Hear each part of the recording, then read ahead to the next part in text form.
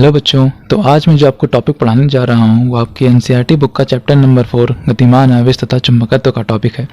तो main topic पर बढ़ने से पहले कुछ बातें हैं जो आपको पता होनी चाहिए, जैसे मैग्नेट। What is magnet? तो ये आपको पता होगा मैग्नेट क्या होता है और ये किस लिए यूज़ किया जाता है। तो मैं इसको बताकर आपका टाइम नहीं वेस्ट करूँगा। ये कुछ इस तरह से दिखाई देता है मैग्नेट। बट आप में से ज़्यादातर लोगों को ये नहीं पता होगा कि आखिर इसको मैग्नेट ही क्यों बोलते हैं, इसका मैग्नेट नाम कैसे पड़ा। तो इसके पीछे भी एक इंटरेस्टिंग स्टोरी है, चलिए उसको देख लेते हैं जल्दी से। एंशिएंट टाइम में एक मैग्नीशिया सिटी थी जहाँ पर कुछ इस तरह से ब्लैक एंड ब्राउन कलर की चट्टानें पाई जाती थी। इन चट्टानों की प्रॉपर्टी थी कि ये लोहे की छोटी छोटी वस्तुओं को अपनी तरफ अट्रैक्ट कर सकती थी। तो इसी प्रॉपर्टी के कारण ये मैग्नेट का काम करने लगी और प्लस ये पाई जाती थी मैग्नीशिया सिटी में, तो मैग्ने से ही बन गया मैग्नेट। तभी से इसको क्या कहा जाने लगा, मैग्नेट कहा जाने लगा। तो चलिए अब अपने मेन टॉपिक की तरफ बढ़ते हैं, जो कि है हमारा चुंबकीय क्षेत्र क्या है, व्हाट इज मैग्नेटिक फील्ड। तो बच्चों अगर आप ध्यान से समझोगे इस क्वेश्चन को, तो इस क्वेश्चन में ही इसका आंसर छिपा हुआ है। चुंबकीय क्षेत्र इट मीन्स चुंबक के चारों ओर का वह क्षेत्र जहां पर स्थित वह लोहे की वस्तुओं को अपनी तरफ अट्रैक्ट कर सकता है, उसी को हम लोग क्या बोलते हैं, चुंबकीय क्षेत्र बोलते हैं। तो अगर आपको बात समझ नहीं आई है तो आप नेक्स्ट फिगर देख सकते हैं जहां पर आपको और अच्छे से बात समझ में आ जाएगी। यहाँ पर आप देख सकते हैं कि हम यहाँ पर एक मैग्नेट लिया गया है जिसके चारों ओर इस तरह से बल रेखाएं बनी हुई हैं। ठीक, ये बल रेखाएं क्या होती हैं, ये इसी चुंबकीय क्षेत्र का काम करती हैं। तो अगर मैं इस यहाँ पर एक लोहे की वस्तु लूँ और उसको इस क्षेत्र के पास ले आऊँ, इट मीन्स चुंबकीय क्षेत्र के पास ले आऊँ, तो ये मैग्नेट क्या करेगा, तुरंत इस लोहे की वस्तु को अपनी तरफ अट्रैक्ट कर लेगा। इट मीन्स जो ये आप सर्कल वाला एरिया देख रहे हो, यही क्या होता है, चुंबकीय क्षेत्र होता है। आपके बोर्ड एग्जाम में ये नहीं पूछा जाएगा कि चुंबकीय क्षेत्र क्या होता है। इसके रिलेटेड जो डेफिनेशन है वो मैं आपको बताता हूँ कि बोर्ड एग्जाम के पॉइंट ऑफ व्यू से क्या डेफिनेशन पूछी जा सकती है। ये जो आप सामने क्वेश्चन देख रहे हैं, चुंबकीय क्षेत्र की तीव्रता किसे कहते हैं, आपके एग्जाम में ये क्वेश्चन पूछा जाएगा कि चुंबकीय क्षेत्र की तीव्रता किसे कहते हैं, what is intensity of magnetic field.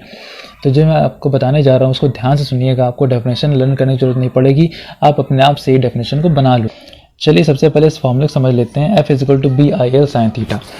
Formula समझने से पहले मैं आपको एक बात बता दूं कि अगर आपको ये बात समझ में आ गई, जो यहाँ पे लिखी हुई है डेरिवेशन, सिंपल सी इक्वेशन, अगर ये आपको समझ में आ गई तो 100% आपको डेफिनेशन लर्न करने की जरूरत नहीं पड़ेगी। डेफिनेशन मैं आपको यहीं से लर्न करना सिखा दूंगा। चलिए बढ़ते हैं।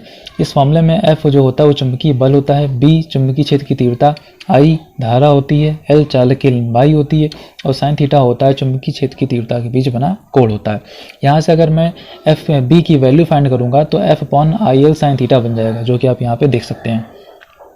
अब यहाँ से क्या किया गया है, जो मैंने धारा ली है उसको 1 एम्पियर, चालक की लंबाई 1 मीटर और जो थीटा एंगल उसको 90 डिग्री लेट करा है, यहाँ पर इसको लेट करा गया है। ठीक, तो अगर मैं इन सब की वैल्यू को पुट करूंगा तो आप यहाँ पे देख सकते हैं इजिली कि B = F, इट मीन्स चुंबकीय बल हमारा चुंबकीय क्षेत्र की तीव्रता के बराबर हो जाता है। तो यहाँ से आपको डेफिनेशन इन्हीं को देख के ही बनानी है। तो जो मैं डेफिनेशन बोलने जा रहा हूँ उसको ध्यान से सुनिएगा। यदि किसी चालक में प्रवाहित धारा 1 एम्पियर, चालक की लंबाई 1 मीटर तथा चुंबकीय क्षेत्र की तीव्रता के बीच बना कोण 90 डिग्री हो, तो चुंबकीय बल ही चुंबकीय क्षेत्र की तीव्रता के बराबर होता है। देखा आपने कि सिर्फ इसी के बेसिस पे मैंने पूरी डेफिनेशन को बना दिया। आप इस डेफिनेशन को नोट भी कर सकते हैं।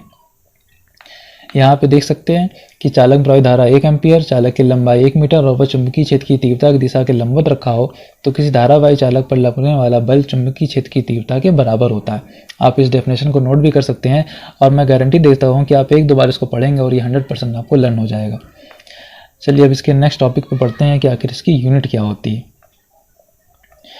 तो चुंबकीय क्षेत्र की तीव्रता की यूनिट एम्पियर सिस्टम में न्यूटन पर ampere metre first unit, second weber पर मीटर स्क्वायर और थर्ड टेस्ला, ये 3 यूनिट होती है एम्पियर सिस्टम में। और जो सीजर सिस्टम होता है उसमें आपकी यूनिट होती है गॉस होती है। तो आपको यूनिट अच्छे से लर्न करना है, क्योंकि जो डायमेंशन होती है वो हमेशा यूनिट से ही फॉर्म करी जाती है।